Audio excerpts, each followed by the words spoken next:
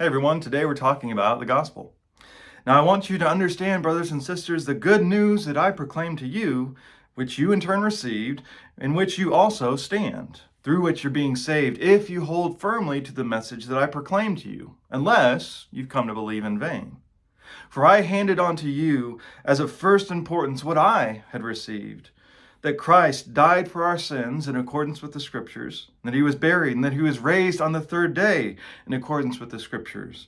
And then he appeared to Cephas, and then to the 12. And then he appeared to more than 500 brothers and sisters at one time, most of whom are still alive, though some have died. Last of all, as one untimely born, he appeared also to me. So why is this here? We're getting into this big chapter on the resurrection, and yet he's going back to tell them this gospel story that this church already knows, right? This is not new information. The truth is, I know this, that a lot of preaching and teaching is just repeating what you already said so that everyone can really get all the implications of it, and maybe so that I can remind myself too. And there's lots of details that we could go into here. What does "for" mean when it says Christ died for our sins? I think I've talked about that before, and that there's a lot more ways you can answer that than you might think. Why doesn't he mention Mary Magdalene as the first to see Jesus? Who are these 500 believers that saw the risen Christ? And in what sense was all of this according to the Scriptures? Well, instead of digging into that, we need to remember that the focus here is really about the raised on the third day part of the gospel story. That resurrection is what's being debated in this chapter. Because he's basically saying, if you're doubting that part of the story now, that's a big change from what I handed down and what you said you believed when I was here. I mean, he says this isn't even unique to me.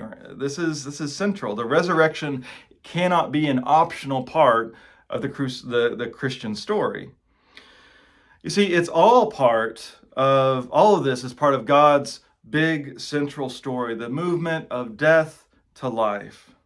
That is actually, I think, what according to the Scriptures mean. It's not about proof text finding one or two verses that say the Messiah is going to be crucified and then rise again. It's not directly in there in that way.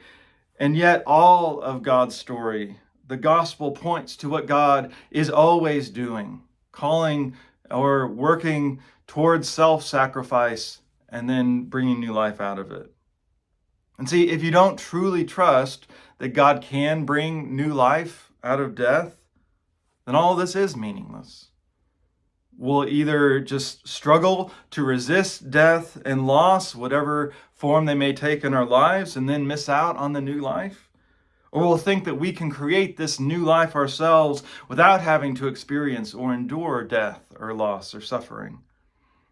The gospel that has been handed down calls us to hold them all together, as hard as it may be to believe sometimes, and trust that that is good news.